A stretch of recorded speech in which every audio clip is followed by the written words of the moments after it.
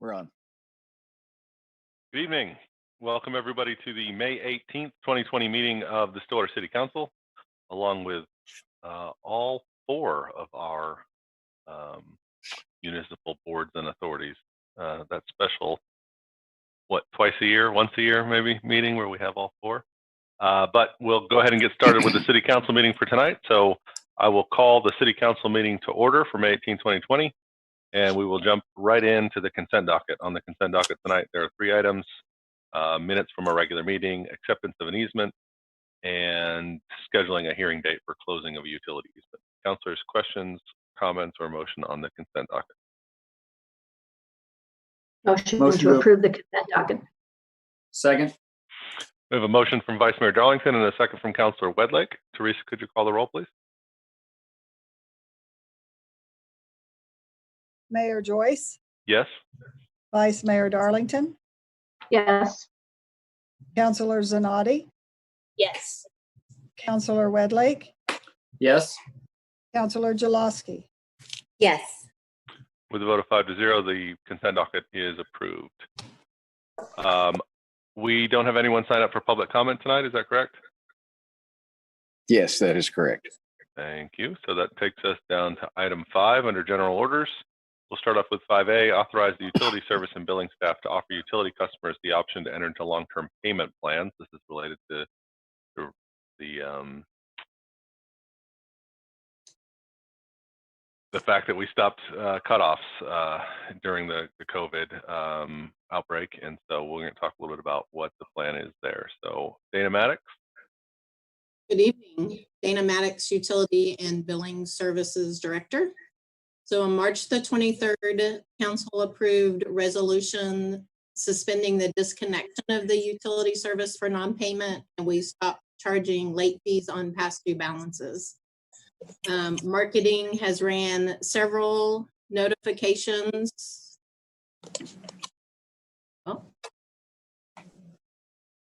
there I am. There you are. Several notifications reminding our customers that while we were not turning off the services, the bills were not being forgiven, and to make whatever payment they could towards their bill and notify our office to set up payment arrangements. Several of our customers have reached out, and we have been working with them to get them on a plan to get them caught up. But there's many, many more that we actually have not heard from. So as of today, we have approximately 1,250 accounts that have past due amounts that would be subject to disconnection. With the suspension of the disconnection, we have not been sending out a separate disconnection notice like we normally would, the red notice, but we have still printed on their bills, letting them know that their account was past due. Of the 1,200 plus accounts, approximately 983 of those are residential accounts, and about 293 of those are commercial accounts that are in that past due area. To be on the list, you have to have a balance of at least one bill, which would now be 30 days past due, and a current bill, which was due probably 2 or 3 days ago. And honestly, I've seen several accounts that we haven't received any payments since January or February timeframe. Provided with the report is our current extension plan is approved by terms and conditions, and 3 suggestions of just trying to come up with a longer payment plan outside of our normal policy. Staff recommends the first plan, which is the proposed plan in the report. We are requesting to start mailing notices on May the 19th with the first disconnection date of June the 2nd and reinstating the penalties on July the 6th.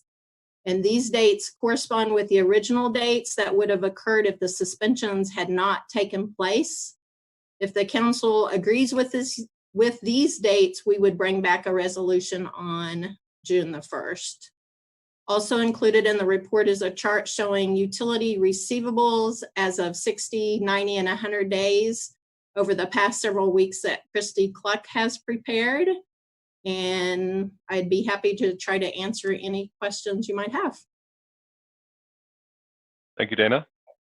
Councilors, any questions? Do you have any, do you know what percentage of customers? It's hard to know, like it's 1,200 accounts. Is that a large percentage of our customers, or I'm just trying to put it in perspective, I guess. Honestly, it's probably not that much higher than we would normally see. So we, on average, before we went into this, was probably mailing between 500 to 700 notices a week for disconnection. You know, by the time we truly start cutting, then that has significantly dropped. A lot of our customers honestly don't really pay attention until they get that red notice in the mail. And that's kind of their reminder of, hey, I need to go pay my bills. So I think a lot of payments, since we weren't mailing that notice, people just haven't really thought about it a lot. I just had one other question related to, do we normally see any change when students leave in terms of payment or non-payment? Since our students kind of left at a different time this year, I was wondering. Yeah, we do see a little increase just because they move and just forget to call us and let us know, or they anticipate a roommate that's supposed to take over and then the roommate never does. So we're probably honestly still in about the same boat that we were. Dana, can you discuss a little bit the difference between these additional options here in the report of paying $50 plus the current bill each month until up to current. Now that's a different plan than was available previously. Is that correct? That is correct. So currently, had we not been in this situation, once you receive a disconnection notice, you can call us and we will sign an extension with you up to like 14 days past your disconnect to pay your account balance. Okay, so there's not usually this option of saying, we'll just pay us $50 and your current balance, and then we'll kind of keep going. No, sir. Okay. And we would request that this just be for a limited time frame to try to get our customers through this period of getting their bills caught back up. So this would be available to anyone that currently is behind, no matter how long they've been behind. That would be our recommendation, unless Sure. council wanted us to do something different. No, that makes sense to me. And then they have until, it looks like until July 17th to sign up for this. Is that? Yeah, I mean, we just wanted a point that it wasn't just ongoing all the time. And July the 17th will have gotten us notification to every single customer that is past due. So they would have all gotten a disconnection notice by that point. Okay. Mayor, if I may, we also have, marketing has been heavily advertising the fact that people need to get in and get a payment arrangement with us prior to any further action on their account. Okay. Councilors, other questions? Dana, do we still have the option on our bill to include extra money for utility assistance? Yes, we do. Yes. Is there? Have we used any of that? Is there? How is that meted out? I guess. We asked, so that program, we collect that money, and then at the end of the month or the first day of the following month, we will notify community action, because they administer those funds for us. So okay. They'll just email us and say, credit these people's account X amount of money up to what we have collected. With their employee being out of the office for the last month, they did not spend last month or this month's fund. You have a little bit of money built up there. And so those customers would just need to get in touch with community action to see if they qualify. Since they screen a lot of those clients already, we like the funds as far as who we're going to give credit for. Okay. I think last month we collected about $900 through that program. So it's usually $500 to $700 a month on average that we'll.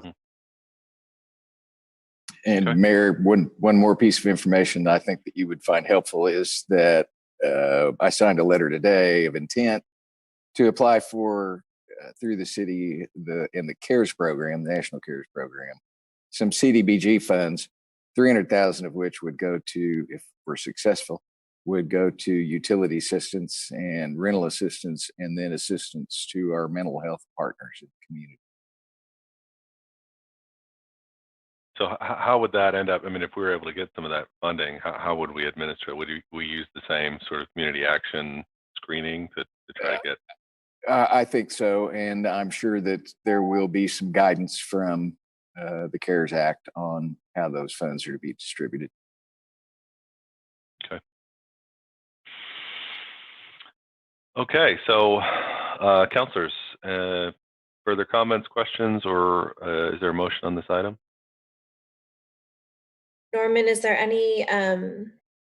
timeline associated with the CARES Act funding? Do we know what the anticipated? We hope within a couple of months, but that is a hope. They haven't published all of the requirements for receiving the funding yet, just general guidelines. The letter of intent is due in the next week or so, and we've already mailed it off. So we'll let you know as soon as we know. Yeah, I was just trying to see if it lined up at all with this timeline that we have here. If we're talking about a 6-month period, I think it very well could, because I believe that they will try to expedite those funds.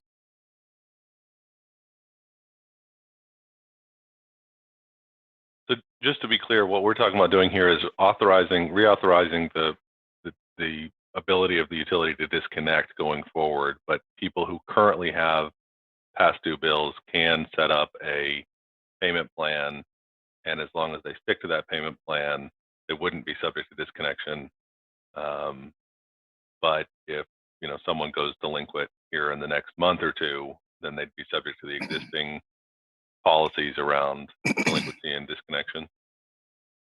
Yes, that's correct. We would also be asking for that to sunset at an appropriate date. For what? For the ability to sign up for this to sunset? Well, for the length of the extension, one, and for the end of that program sometime down the road. Sure. Okay. Counselors? There is a provision for additional extension time under special circumstances. We would work with customers on a case-by-case basis if they truly had a hardship. I mean, we kind of like once we get you in a payment plan and you sign that, we expect you to honor that payment. But if there's some extenuating circumstance, then we would look at those on a case-by-case basis. Okay. So if someone does not sign up for the extension plan, they will get their cutoff notice. Yes, they'll get their cutoff notice and would be cut off if they don't notify us once they receive that notice. Okay. Okay. So yeah, I mean, it's good that marketing's been doing this outreach, but we certainly would want to make sure that we're being very clear and getting the word out that people do need to get in, and we want to work with them, but they need to let us know so we can set them up and keep them turned on. I'm curious, Dana, about your comment that people really don't pay attention until they get the red notice. Is there some like yellow notice that they could get that described this process? Because I mean, I've seen the marketing stuff in the newspaper. Who reads the newspaper? Are you thinking of like that we hang something on the door before in Well, addition to the cutoff notice, or what? well, I mean, the people who would be eligible for this payment extension, the special extension program, if they were to get a yellow notice that said, you better get signed up. I mean, we could probably do a second mailing if to those customers in addition to the red notice, or we could maybe add some verbiage to our disconnection notice on a special payment plan. I'm not really Okay, so all of these 1,250 people are just going to get a red notice correct. that explains this special exemption process or extension. I think we could add some wording to it. It currently does not explain our extension. I mean, I think it's on the back of the page, but probably most people don't turn that paper over to look at the payment plan options. So we could add, I think, some verbiage on that if counselors would like, about contacting us to make a special payment plan. I just really hope that all 1,250 people get something in their hand that says, here's the process. In addition to the red cutoff notice. Yeah. Well, I mean, instead of just so they know that they have to sign up and this is how it's going to work and who to call before they get things cut off. Okay. Yeah, I don't feel like I'm making sense. Yeah, that's okay. Because our customers now know when they get that red notice that the majority of them, that they have to make a payment plan or an extension prior to being cut off for their utilities to be left on. So they're not immediately cut off as soon as they get that red notice. No, they have about 2 know weeks. that so maybe there could be some verbiage put in this one that goes out then that would explain the process for this. Is that kind of what that's kind of what you're coming at, Vice Mayor Darlington, right? Just something that would allow them an opportunity to see what an additional layer of communication to them so that they know in case they haven't seen it anywhere else. I guess I misheard before. I thought that this special payment plan or extension was a new thing, but it sounds like people have gotten red notices and then they call you and they get some kind of a payment plan set up. So this is not a new thing, actually. Yes, it is. It extends the time much longer to be able to get caught up on your bill than what the previous plan allowed. The previous one allowed 14 days. This one would allow you to come in, sign up, and pay out for a much longer period than we have in the past. But I think that we can solve this issue by sending an additional letter before the red notice goes out to those 1,250 accounts. But it has, but as Dana said, they don't pay attention until they get the red notice. So it has to be something, not just a letter from the city of Stillwater. Mm-hmm. Yeah, and maybe it's just on, like Dana, like you said, it's just on, we just add some verbiage to the normal red notice, because I'm sure it says something like contact us and work out an agreement. And if we just add some language there on the front of that says, we have special extended payment plans due to, COVID-19, and just make it clear that they can call, and get a special extended payment plan when they get that notice. I would assume that's going to get their attention and also inform them that there's something more available than maybe the last time this happened, or if they've not seen one of these before. Yeah, we can do that. That makes sense. Okay. Thank you. So do we need a motion on this item to authorize the staff to go forward with this plan? I think we just need to bring a resolution back to you next week that would allow it under our terms and conditions, and then we can implement the plan. Counselors, I think there's two options that were listed in the report. Is that right, Dana? One that was shorter and smaller, or longer, $50 a month or $25 a month, or? I think there were different amounts in plan. Yeah. In each plan. Right. So do we need to go ahead and say we'd like whichever option? Be Or just wait? helpful. Okay. Do you want me to just read the motion right off the sheet? Well, I don't know. Recommended motion? Yeah, I mean, we haven't really discussed the options. I mean, there's either $50, I mean, like for $150 or less, it's basically $50 extra per month for 3 months, or you could do it at $25 a month for 6 months. You know, so there's one that sort of gets it over with faster, and one that stretches it out a little more. I think from the city's perspective, you know, certainly I think something in here is about $80-some thousand a month in fees that are not being paid. But given the circumstances here, I don't know if I'd be too opposed to stretching it out for people a little bit more. But that's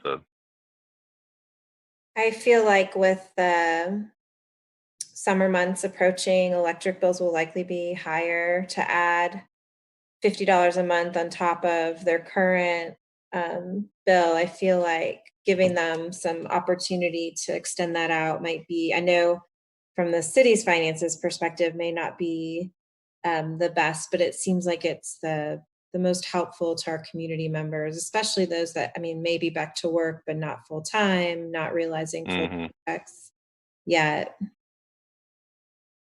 Kids are, you know, home for the summer, and it's, you know, hotter.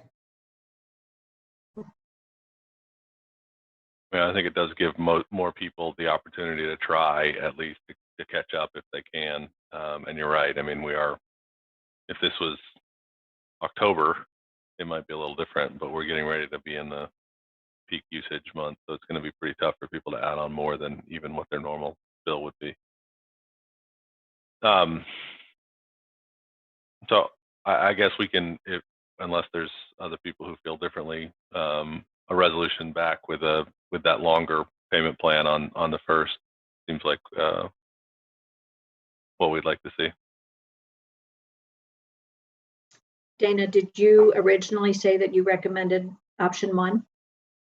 Option 1 originally was our recommendation of just trying to get some revenue coming back in, but I mean, option 2 is also, I think, very reasonable. Okay.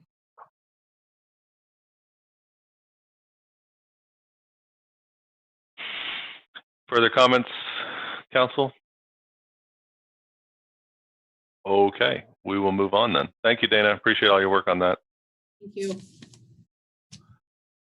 Item 5B, approve recommendation to table the CDBG 19 stormwater drainage project on 12th Avenue. Mr. Carnes.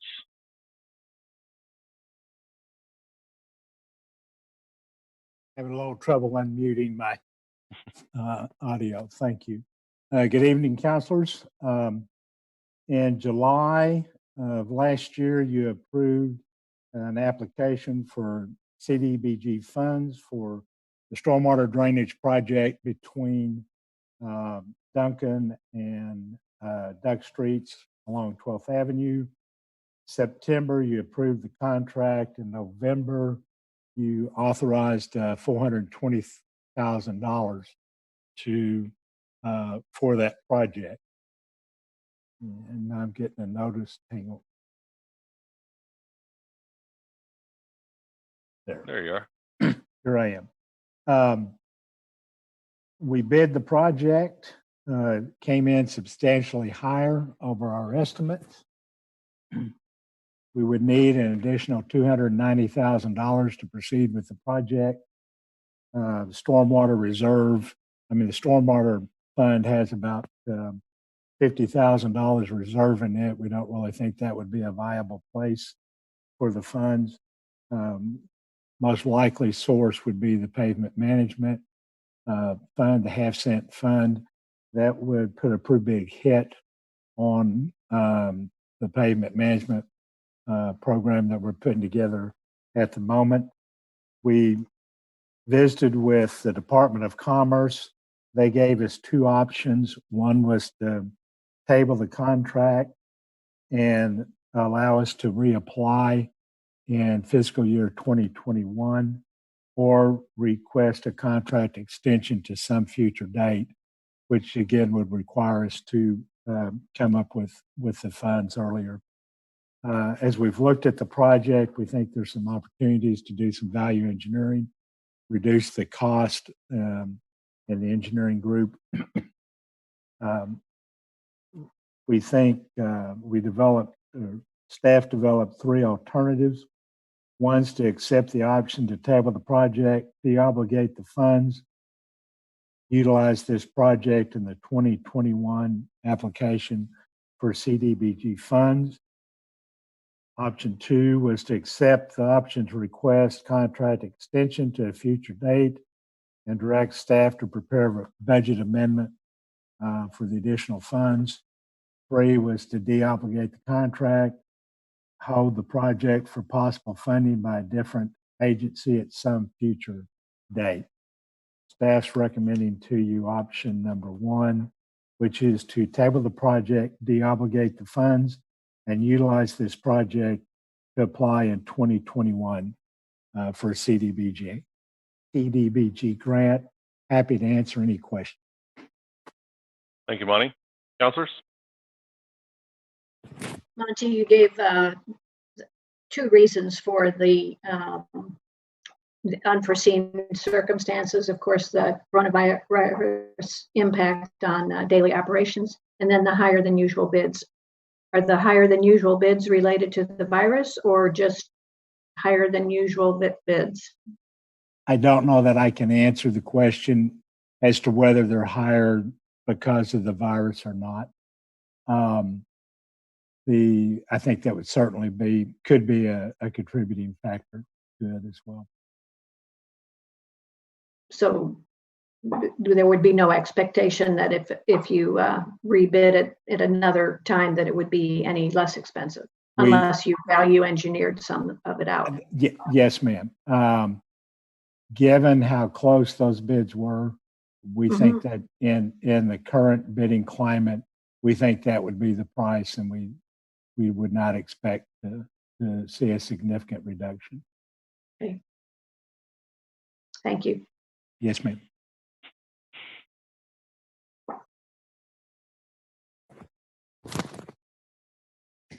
Well, this is always disappointing to me if we have to table or give back grant dollars. Just kind of a darn it moment, because I think, the CDBG, it's a great opportunity for our community to do a project that's maybe outside of our normal box, and do kind of a bigger project like that. So I hate that we're not able to figure out a way to make this work. I feel like we're stepping out of a grant cycle.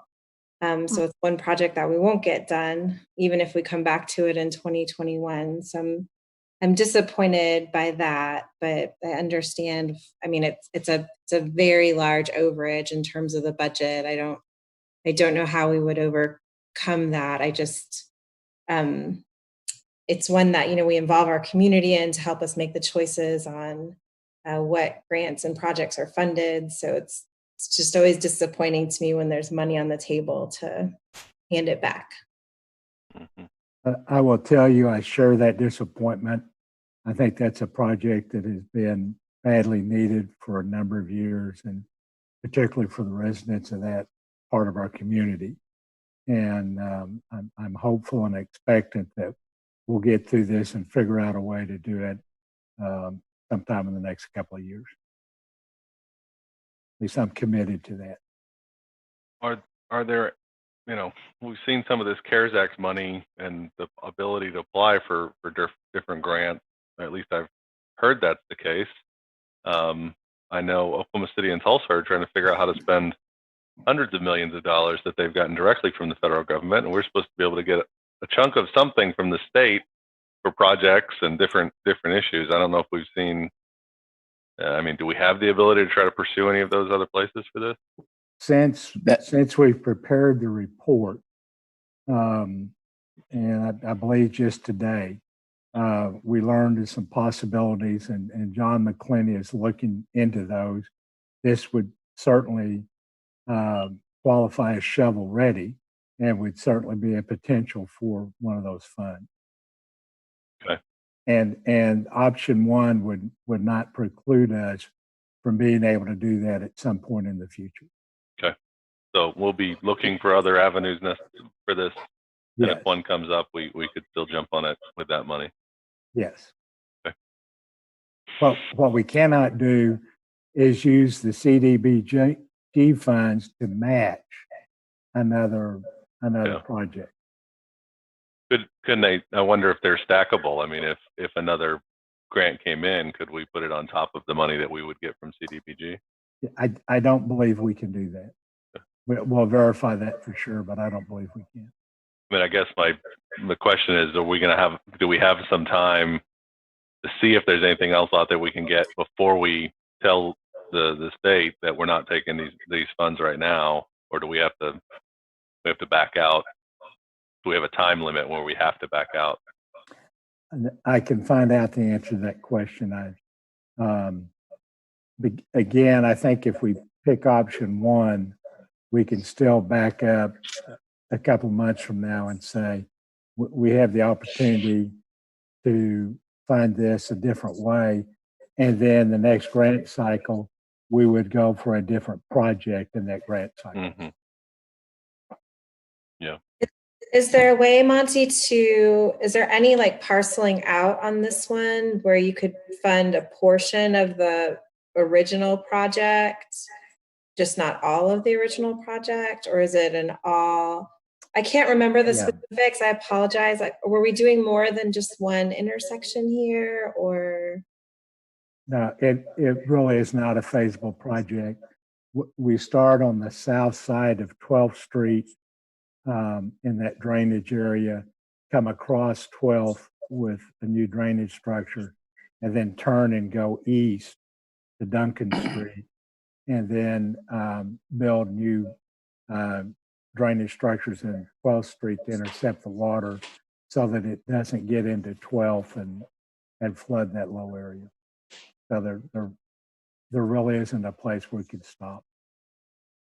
Okay. But just so I'm clear, if we deobligate these funds now, and then the CARES Act kicks in, and we realize that we're going to be appropriated some kind of money, this doesn't necessarily preclude us from proceeding with this project. Do I have that right? State that again. I'm not sure I fully understood everything you said. So if we deobligate these funds right now for this specific project, but then the federal government, the CARES Act, appropriates the city of Stillwater some kind of funding for projects like this, can we go back and say, oh, actually, we now do have funds available to proceed with this particular project? Can we do that? I think we could, but again, the funds we are deobligating are our funds. Mm-hmm. And basically what we're saying to CDBG is we want to hold for a year and bring this project back to you. If we come back in a year and say, hey, we found a way to fund this in some other way, and we have another project, then CDBG would look at that project on its own as well. Okay. So again, we're not defunding the money from CDBG. We're just saying we're going to wait a year before we apply and get those funds. Okay. Monty, what would be what would happen in option 2 when you request a contract extension? The contract extension would mean that we're committing to do the project, and we would have to fund additional $290,000, and that would come out of the half-cent sales tax, and then would impact our next pavement management project. So we'd get more time to finish this than we originally had under the CBDBG grant, but we'd still have to spend the money. That's correct. That's correct. How long of an extension can we get? I don't know the answer to that question. But again, it's not going to be, I don't know, several months, but I wouldn't expect it to be a year. And I want to back up again to the pavement management. That's funded by a 0.5-cent sales tax. We anticipate taking a pretty big hit on that. We're going to have some funds. We do pavement management projects based on the amount of money that we have on hand, and we accumulate that money and then authorize it. So right now, we've got a pretty good chunk of change for a nice pavement management project. If and again, this would hurt that, but it also would. It's not like, well, the next year we could play catch up, because next year we expect to have even less money, which means we're going to fall further behind in keeping our streets up to speed. So really, the more money we can put into pavement management this year helps our streets last longer.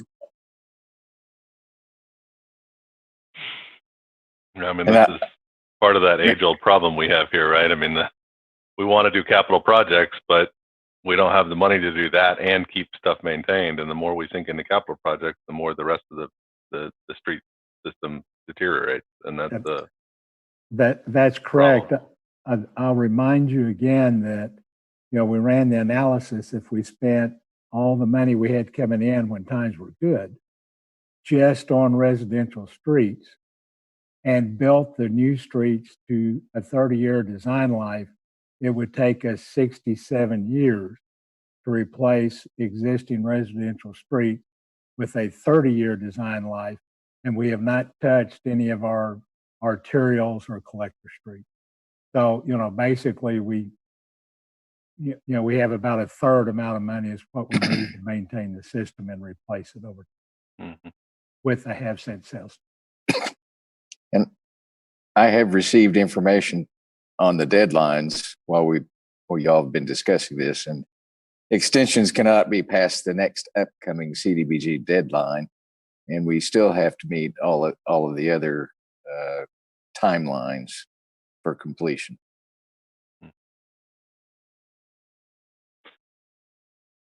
Okay. What else, councilors? Anything else, or is there a motion on the staff recommendation here?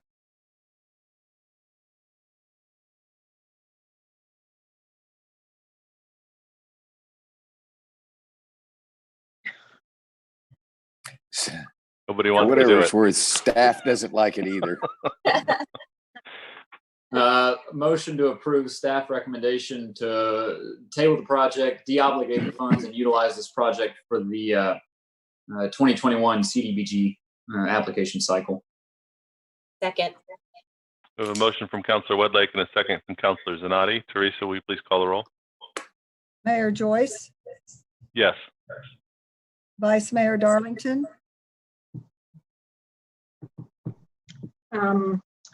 No. Councilor Zanotti, Yes. Councilor Wedlake, Yes. Councilor Jaloski. No.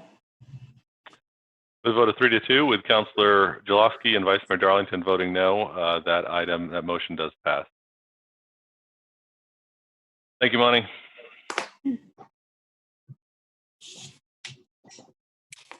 Item 5C, update on the homebuyer education and homebuyers assistance programs from Cindy Gibson. Good evening. How is everybody today? We're great. Good. Last year, the council revitalized the Homebuyers Assistance and Education Program. We are pleased to advise the council this evening that the response to both the class and the down payment assistance program has been outstanding. The monies allocated for the first time to Stillwater homebuyers was applied for and committed before March was over. Since then, we have also expended all of the funds allocated for the low to moderate income first-time home buyers to Stillwater. The low to moderate home repairs, we did receive one application, but that application has since then been withdrawn. The family already had a second mortgage and didn't want to have to subordinate or have a third mortgage on their home. So we continue to have registrations for both the class and a lot of interest in the assistance. But unfortunately, at this time, we're having to turn applicants away. It's a lot of work for them to apply when we can't say that, yes, we'll be able to assist them. So this evening, we're really kind of asking council for direction if they wish to continue the program. And if so, some recommendations on funding amounts and information. So I'm here to answer any questions. Thank you, Cindy. Counselors? Cindy, thank you for that. Was there anything that you found to be challenging or anything that you would like to see differently that would make the process easier? Or is there anything anything that you can give us some insight into how things went to help us decide what we need to encourage you to continue? Well, the biggest impact we heard was the first time to Stillwater applicants. We divided the program into 50% of the funds for low to moderate income, 25% of the funds were for low to moderate home repairs, and 25% was for the first time to Stillwater. Of course, that was the quickest and easiest thing to go. A lot of interest. Some requirements are there's not the income requirement and verification. There's still the median home price that's still there. But you just come to us and you say, I have a job, and you can prove that you're approved for the loan from the bank, and you can get the assistance. I think we have about as much interest as in the first time to Stillwater as we do the low to moderate.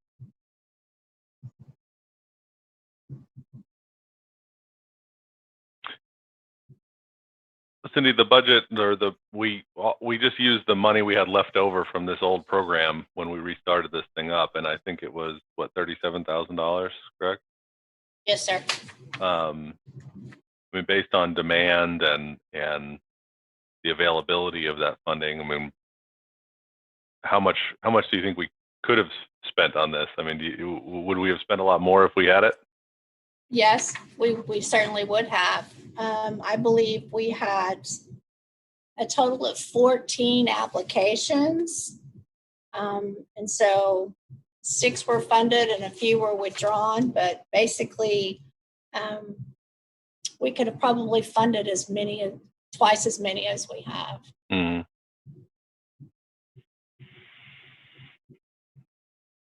So if we wanted to keep it going, where are we going to get the money to do it? I was just going to ask that. Well, that's kind of one of those things we just have to step back and take a different look at. Number one, how much are we looking to fund the program with, and some of the resources that we'd be able to pull it in from. It would come from the general fund. Yeah. General fund, yes, sir. There's no other forgot about pots of money out there from old programs that expired? No. Not forgotten about, but just not allocated somewhere yet, right? I bet they've been looking for those little pockets of money.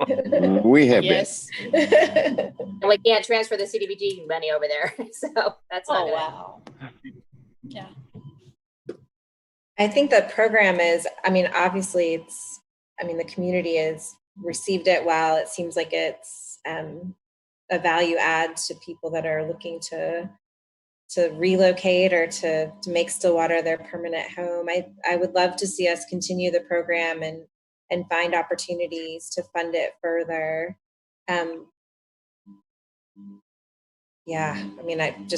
There's got to be some creative ways to look at maybe what other communities are doing to build these funds up, or I don't know if there's federal programs that potentially could assist us with that and we'd administer those dollars. But it's amazing what that little bit of boost can do for families when they're purchasing a home. Definitely.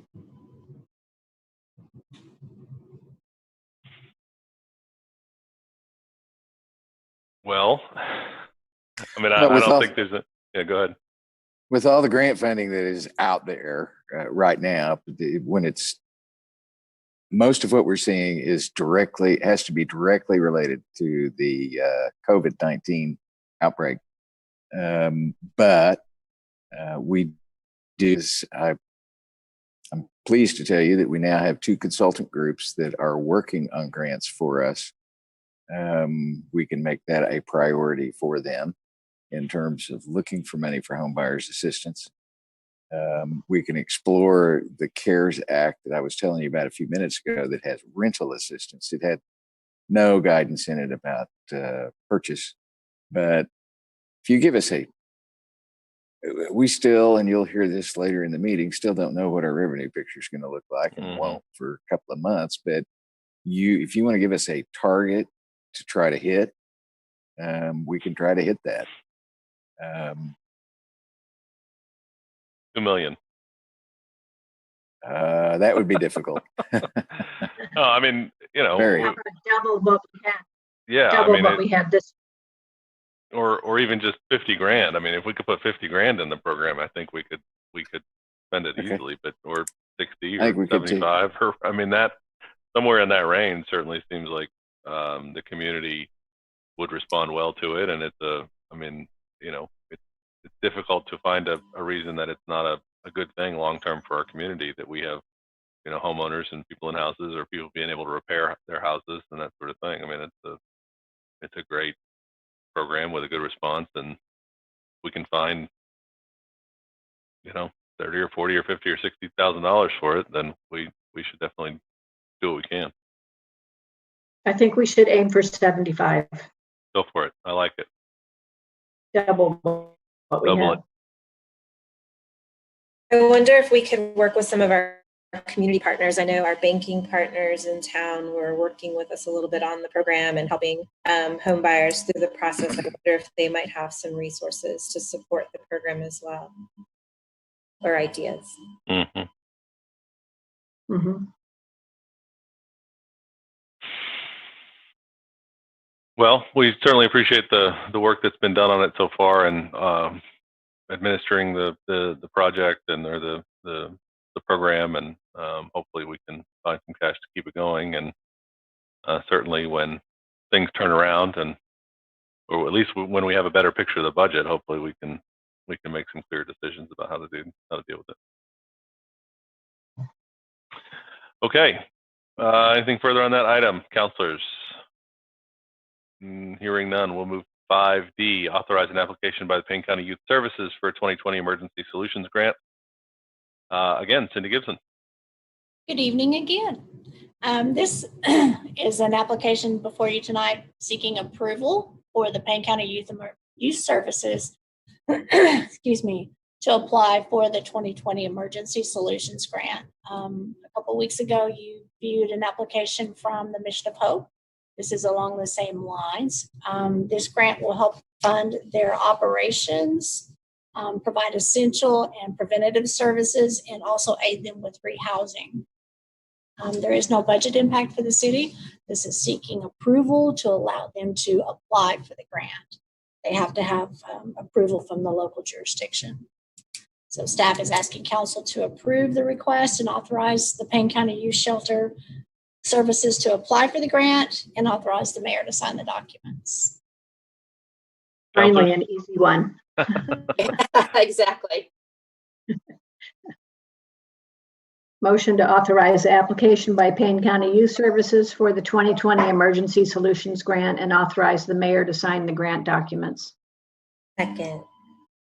We have a motion and a second to approve this item. Teresa, can you please call the roll? Mayor Joyce, Yes. Vice Mayor Darlington, Yes. Councilor Zanotti, Yes. Councilor Wedlake, Yes. Councilor Jaloski. Yes. With a vote of 5-0, that item is approved. Thank you, Cindy. Thank you. Back down to item 5E, approve a budget amendment to close out completed capital projects and return unused balances to the appropriate fund balance. Christy Cluck. Good evening, Christy Cluck, Finance Director. And included in your packet is a summary of all of our capital projects and their current status. Tonight, I want to focus on 2 categories within that report. And one category is a recommendation of projects to be placed on hold. The second will be focusing on projects that are complete and can be closed out. So staff has identified several projects that are being recommended to be placed on hold until the revenue impacts of COVID-19 are known. Some of these projects have not yet been started, while others have maybe been designed, but the construction bid has not been let yet. So it's at a good place where we can just place this on hold. So while those projects are on hold, the budget appropriations will remain intact, but staff will not be authorized to proceed with the project and will not be authorized to expend any of those project funds. So at the time that we know those revenue impacts from COVID-19, and if those impacts warrant the actual canceling of the projects, then staff would bring back budget amendments for your approval to remove those budget appropriations at that time. So there's no action on those projects being placed on hold or recommended to be placed on hold tonight, but I wanted to update you on that and point out that section in that summary. Staff has also identified a number of projects that are complete and are ready to be closed out. And so by formally closing out these projects, the remaining budget balance can be returned to fund balance. And then those dollars can be used for future appropriations or to meet other cash flow needs within that respective fund. So this return of funds equates to just under $830,000 across several city funds, and then just under $818,000 across several SUA funds. Staff is requesting that council approve the budget amendment as provided in the packet to close out those projects as listed and to return the remaining budget balance to fund balance. Are there any questions on that? Councilors?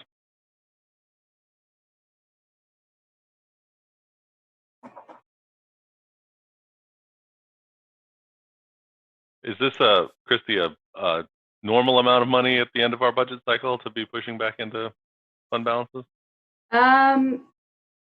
Possibly. We are trying to formalize a project closeout process. And so we'll be bringing this to you more frequently so we can free up those dollars earlier in the fiscal year. Because by default, those budget balances would just lapse June 30th. And those funds would then become available for future appropriation. But we're really working to formalize this process and get these projects closed out earlier so we can get those dollars deployed elsewhere sooner. Okay. So in past years, some of these projects may have just, by default, they were done, the money that was left over got shipped back over, but we never really... It wasn't ever brought forward. Yeah. And asked for action to be taken specifically by the council. Okay. Councilors, questions, or is there a motion? Not enough money in there to do the CDBG project? Well, I asked that question of Monty because we do have some funds from the half-cent sales tax fund that are being returned, but he did indicate that those funds were already spoken for in the pavement management projects that he had mentioned.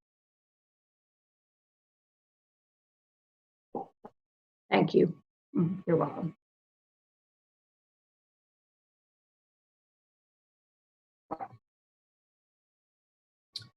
Motion to approve the attached budget amendments to close out the listed projects and return any balance to the fund balance. Second. Second. A motion by Councilor Zanotti and a second by Councilor Wedlake. Teresa, can you please call the roll? Mayor Joyce, Yes. Vice Mayor Darlington, Yes. Councilor Zanotti, Yes. Councilor Wedlake, Yes. Councilor Jaloski. Yes. With a vote of 5-0, that budget amendment is approved. Christy, you're up on 5F as well. Approve engagement of Burbrick Trahan and Company, Yes. PA, to perform audit of the City of Stillwater and related trust authorities for the 2020 fiscal year. Yes. City staff solicits proposals for audit services every 3 years with an annual review by the City Council. The firm Burbrick, Trahan and Company out of Topeka, Kansas had the successful proposal back in fiscal year 2018. And so the audit of fiscal year 20 would be the 3rd year of their 3-year engagement. So city staff has encountered no difficulties with the audit firm. The firm is timely with all of their information requests, and they do communicate very regularly with staff. We've incurred no additional fees during the audit at any time that Burbrick has performed an audit on our behalf, and all deadlines have been met by the firm. The city's audit committee reviews all audits each year and recommends to the council the accounting firm to perform those audits. The audit committee met on December 9th, and they do recommend that the firm Burbrick, Trahan and Company be engaged to perform the audit for the City of Stillwater and its related trust authorities for the fiscal year ending June 30, 2020. Is there any questions? Councilors?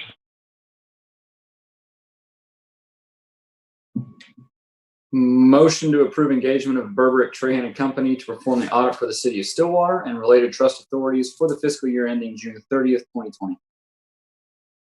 Second.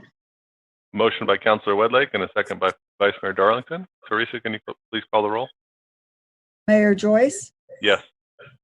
Vice Mayor Darlington, Yes. Councilor Zanotti, Yes. Councilor Wedlake, Yes. Councilor Jaloski. Yes. With a vote of 5-0, that engagement is approved. Thank you, Christy. Item 5G, authorize the city manager to sign contract documents related to the benefits administration for fiscal year 2020-2021. Christy Looper. Good evening, Mayor and Councilors. I'm here this evening to discuss our vendor contracts related to our employee benefit programs. Gallagher Benefit Services is our broker. They help us throughout the year and at renewal and marketing time to select vendors based on a number of criteria.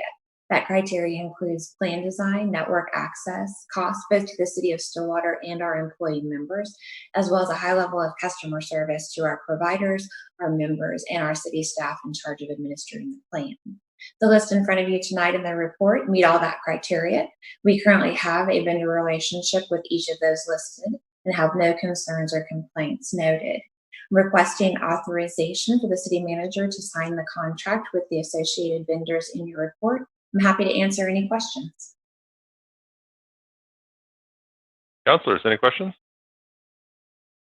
Christy, I'm sure the AccuRisk nationwide increase perhaps took your breath away as it took mine away. It did.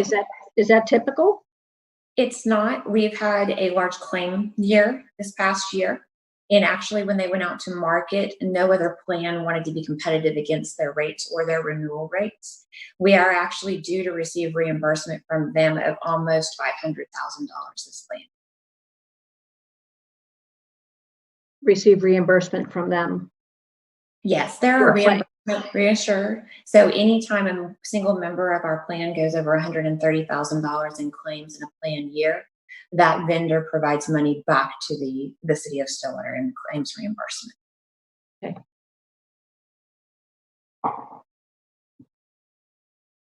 It's funny how insurance companies, every time you get them to pay a claim, they want more money. That's what we're seeing. A heck of a business to be in. Councilors, further questions, or is there a motion on this item?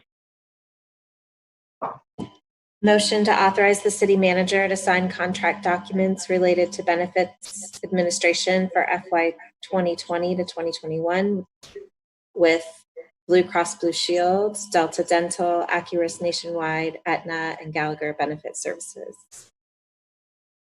Second. We have a motion by Councilor Jaloski and a second by Vice Mayor Darlington. Teresa, can you please call the roll? Mayor Joyce, Yes. Vice Mayor Darlington, Yes. Councilor Zanotti, Yes. Counselor Wedlake, Yes. Counselor Jaloski. Yes. The vote of 5-0 that those new contracts are authorized. Thank you, Christy. Thank you all. That takes us to item 5H, which is a COVID-19 update. I guess it's a good thing that we don't have a whole lot to talk about necessarily in our regular update here. Certainly locally, things continue to go okay. We haven't seen a particular increase in case counts so far. It has been several weeks since we've had a new positive case identified in Stillwater. That's wonderful. I think we still, though, need to recognize that testing has slowed down quite a bit, or at least test results have slowed down quite a bit at the state level. Receiving testing back and then speaking to folks at the county health department and at the hospital, there are certainly still people who are coming in with symptoms and are being tested. Locally, Payne County did have a new case over the weekend. I think it was in Cushing, and certainly around the state, there are still some increases happening. Big chunk of those are happening out in the Panhandle and near Guyman, which in a couple of ways is it's not here local, which means we don't have a whole lot to do with it necessarily, but it is also an indication of how quickly this virus can spread in a community. The fact that it is still active and people are still getting sick and communicating the virus back and forth through personal contact. And so we moved into phase 2. The state moved into phase 2 of its reopening plan on May 15th, last Friday. Here in Stillwater, that meant that bars were able to reopen with limited capacity. Our sports fields, our city-owned sports fields, are available now for SASA and Stillwater Soccer Association to practice, their teams to practice on. And our social gathering limit moved up from 10 to 50. Most other things didn't change in our orders. So current restaurant operations, all that sort of thing, stayed the same. I honestly haven't heard a ton of feedback. I think most people understand, that it's going well, and that Stillwater does continue to do a good job of keeping the virus spreading. And from my at least anecdotal experience, getting around town a bit here over the last few days, I feel like people are doing a pretty good job of social distancing. Seeing more masks. We are still strongly recommending everyone who's out in public and potentially in contact with other people to wear a face covering. That is, again, to protect those people and not to protect you. One of the things we continue to see with this virus and continue to see in the research is that many people can carry it without experiencing symptoms or with very mild symptoms. And so the point of that face covering is to guard against the fact that you could have the virus right now and you could be spreading it to someone else, and that face covering will decrease the chances that you're able to transmit the virus. And that is the point. That's why we recommend them. It is a kind and generous thing to do for your community to help limit the spread of the virus, and we hope that you'll do that. We strongly recommend that you'll do that. Counselors, other comments, questions, or thoughts on where we are COVID-19 wise? I don't have a lot to add aside to say that with our phased reopenings of everything, I think it's still important to keep some diligence as we continue to reopen services and people become more social with one another. I would certainly echo your comments, Mr. Mayor, about face masks and their continued importance. This is not a tertiary concern at this point. This is a primary concern that we still need to be vigilant on. Fortunately, like you said, our numbers here in Stillwater have been very good, thank God, and we hope that continues. Which is why I think that our phased reopenings are an appropriate means to start kickstarting things back. I would say that we're not quite out of the woods yet, and that people don't have to look as any further away than Guyman to see how quickly things can revert themselves and get back out of hand. So continued diligence is important. I think, like you said, for the most part, people have done a pretty good job of this. And we won't have to do this forever. But like I said, for the foreseeable future, it's important to continue to be diligent in this. So thank God we've done a pretty good job so far, and hopefully that trend continues. Amen. Mayor, just to kind of put a little more mutuality into the recommendation to wear face coverings. My face covering protects you, and your face covering protects me. I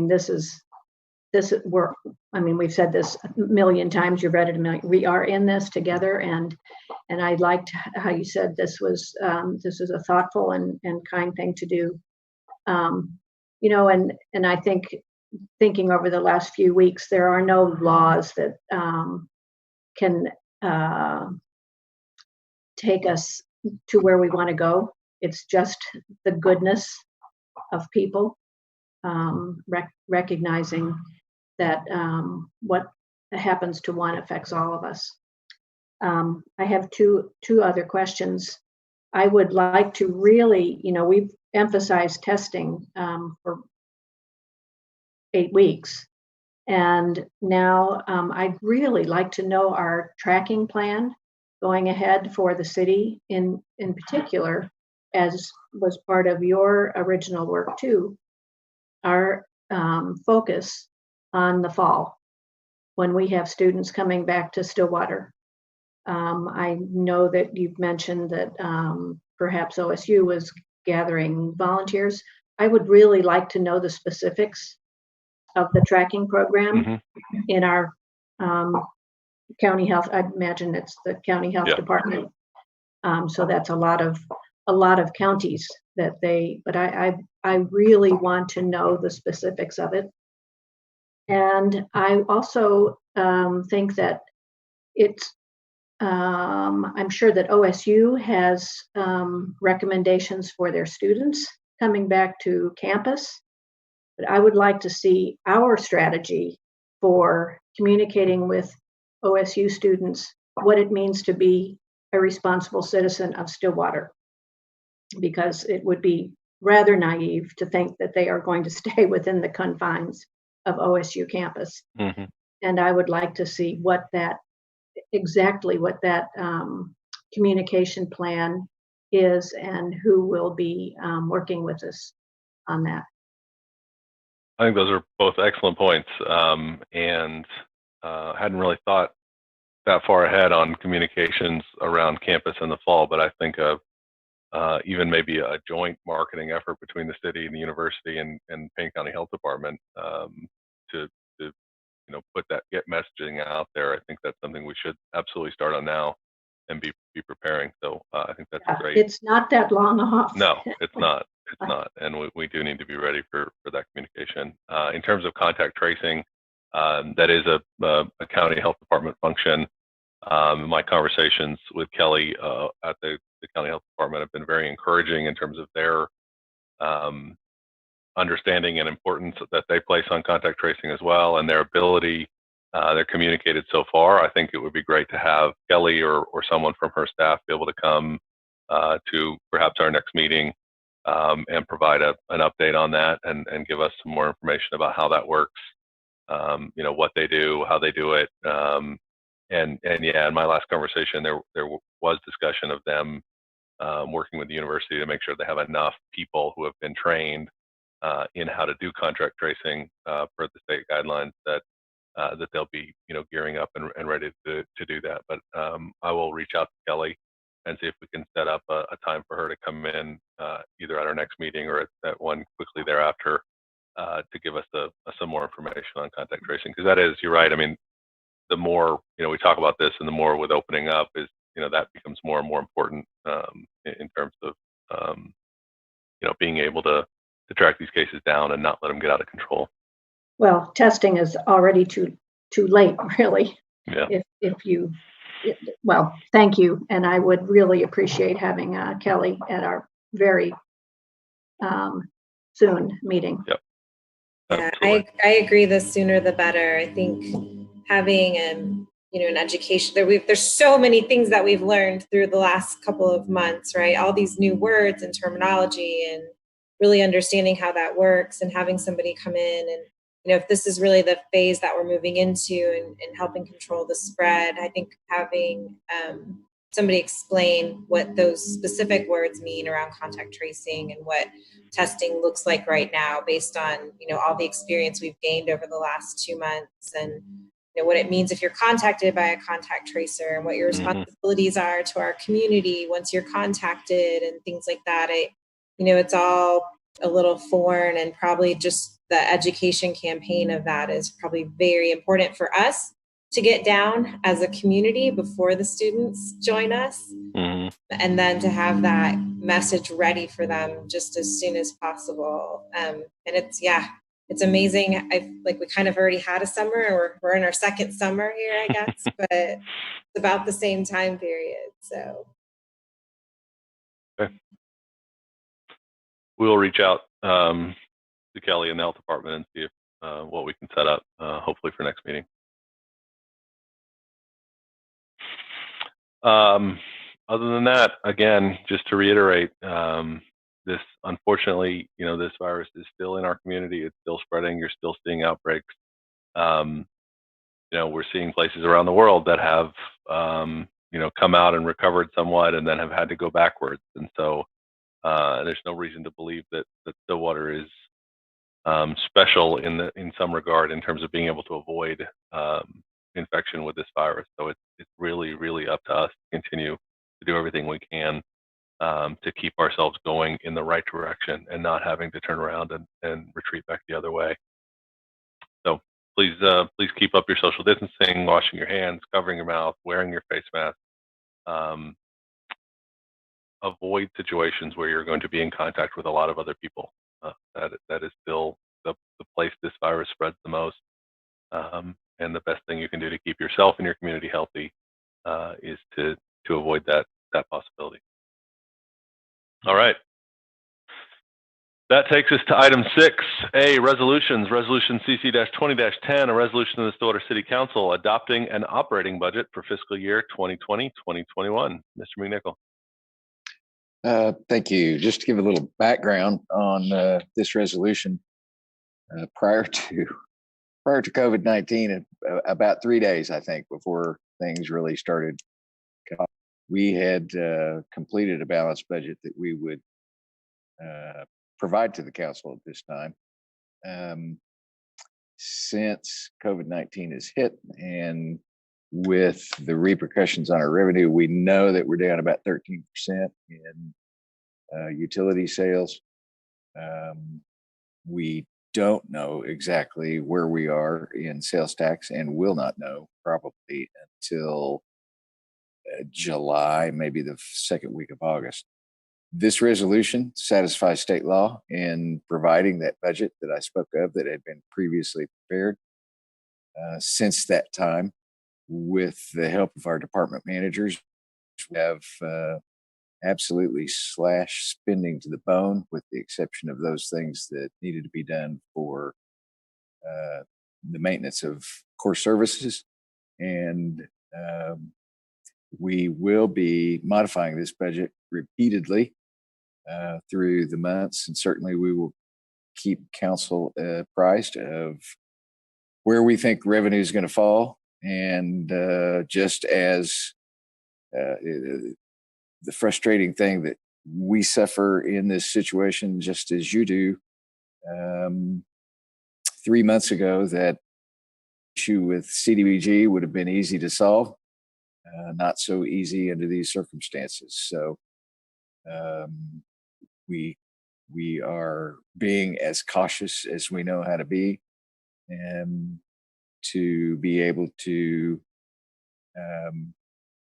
meet the revenue challenges that we think we'll face in the next few months without tapping reserves because of other things that can happen in Oklahoma.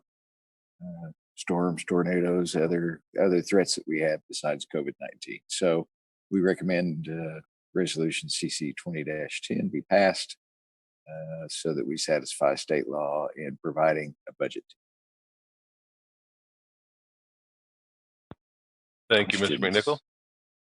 Counselors, any questions? No questions. I just want to say thank you, Norman, to you and to all of the department heads for, first of all, preparing the budget that was originally going to be put together, because I know that's already an undertaking, but then to have to go back and cut things even more, I'm sure was not an easy process. And so I appreciate the diligence, and I know my fellow counselors feel the same way. So thank you for that. I know it was not an easy thing to do. Great team. Good job in doing that. And I know it's an unpleasant task for all of us. Counselors, any further comments, or is there a motion on the resolution? Motion to adopt resolution number CC-2020-10. Second. We have a motion from Counselor Zanotti and a second from Counselor Jaloski to adopt the resolution. Teresa, can you please call the roll? Mayor Joyce, Yes. Vice Mayor Darlington, Yes. Councilor Zanotti, Yes. Councilor Wedlake, Counselor Wedlake? Councilor Wedlake, Yes. Sorry. Councilor Jaloski. Yes. With a vote of 5-0, resolution 2020-10 is adopted.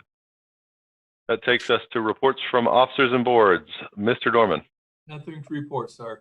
Mr. McNichol. No items, sir. Counselors, is there a motion to adjourn? Motion to adjourn. Second. We have a motion and a second to adjourn the city council meeting. Please vote. I'm sorry. Please call the roll, Teresa. Mayor Joyce, Yes. Vice Mayor Darlington, Yes. Councilor Zanotti, Yes. Councilor Wedlake, Yes. Councilor Jaloski. Yes. With a vote of 5-0, the city council meeting is now adjourned. This time I will call to order the Stillwater Utilities Authority meeting for May 18, 2020. On the consent docket, we have minutes from our last meeting. Is there a motion, trustees, on the consent docket? Motion to approve the consent docket. Second. We have a motion from Vice Chair Darlington and a second from Trustee Wedlake. Teresa, can you please call the roll? Chair Joyce, Yes. Vice Chair Darlington, Yes.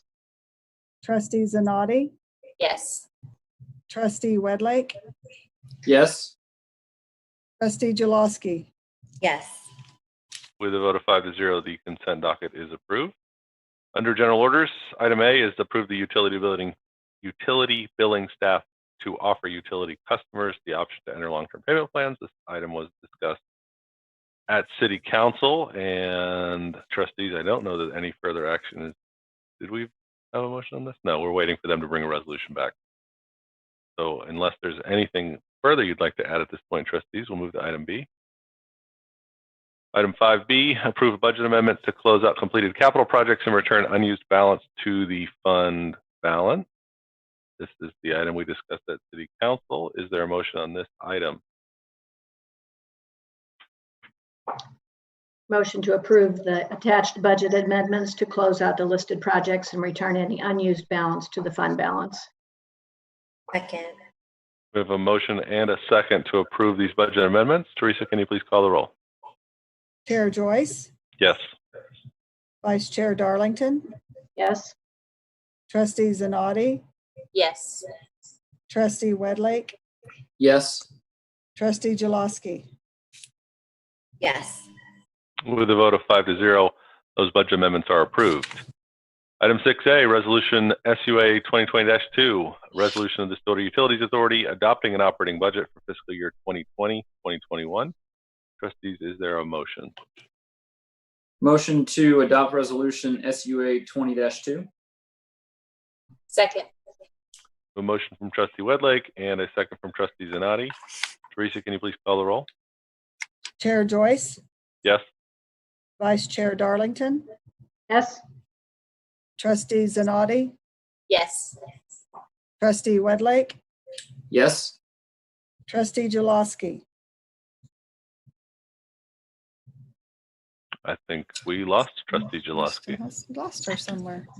So with a vote of 4-0, the resolution 2020-2 is adopted. Takes us to item 7, reports from officers and boards. Mr. Dorman? Mr. McNichol? No, sir. Thank you. Trustees? Is there a motion to adjourn? Motion to Motion. Second. Motion from Trustee Zanotti and a second from Vice Chair Darlington. Teresa, can you please call the roll? Chair Joyce, Yes. Vice Chair Darlington, Yes. Trustee Zanotti, yes. Trustee Wedlake, Yes. Trustee Jaloski.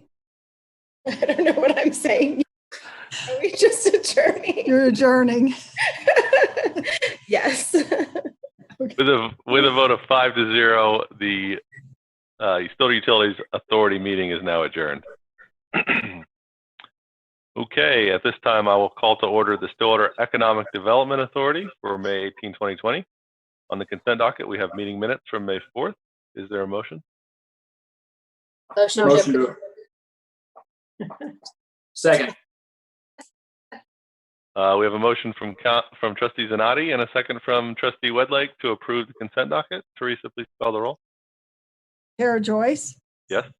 Vice Chair Darlington, Yes. Trustee Zanotti, yes. Trustee Wedlake, Yes. Trustee Jaloski. Yes.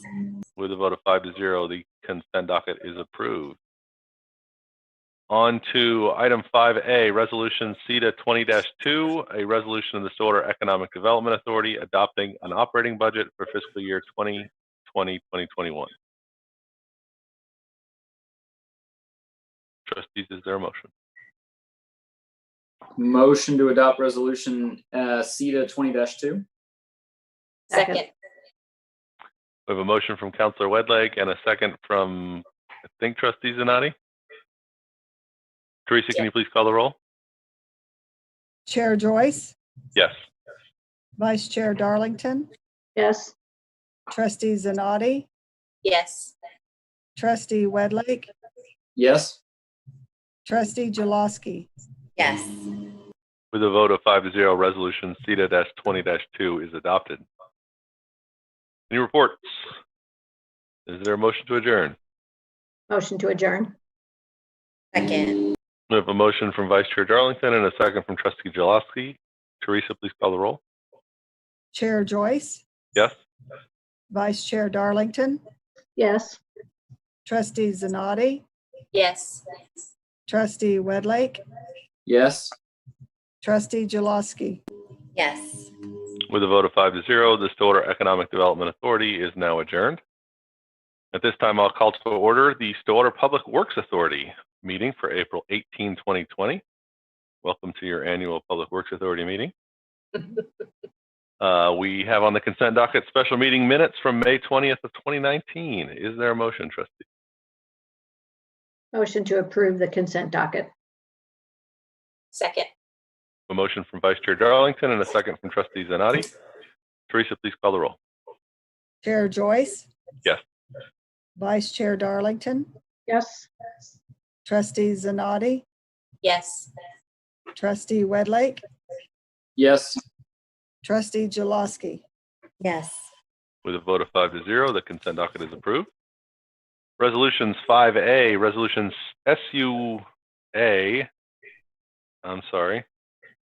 Resolution SPWA 20-1, resolution of the Stillwater Public Works Authority adopting an operating budget for the fiscal year 2020-2021. Is there a motion? Motion to adopt resolution SWPA 20-1. Second. We have a motion from Trustee Wedlake and a second from Vice Chair Darlington to adopt the resolution. Teresa, please call the roll. Chair Joyce, Yes. Vice Chair Darlington, Yes. Trustee Zanotti, Yes. Trustee Wedlake, Yes. Trustee Jaloski, Yes. With a vote of 5-0, resolution SPWA 2020-1 is adopted. Any reports? Is there a motion to adjourn? Motion to adjourn. Second. We have a motion from Vice Chair Darlington and a second from Trustee Jaloski. Please call the roll, Teresa. Chair Joyce, Yes. Vice Chair Darlington, Yes. Trustee Zanotti, Yes. Trustee Wedlake, Yes. Trustee Jaloski. Yes. With a vote of 5-0, the Stillwater Public Works Authority meeting is now adjourned. And that concludes our agenda session for tonight. Thank you all for being here.